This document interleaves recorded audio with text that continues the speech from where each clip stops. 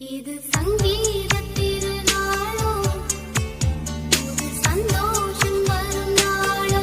தாடியே தேவையில்லை, நான் தான் கொஞ்சாதி. தவிக்கிறேன் தவிக்கிறேன் மயில் போல பொண்ணு ஒண்ணு ஒளியிலே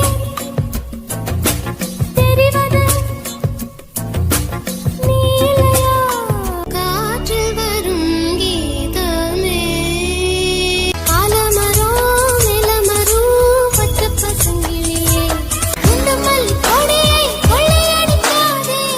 சின்ன மனசு மனசு உன்னை நினைச்சு நினைச்சு தான் காத்திருக்கு.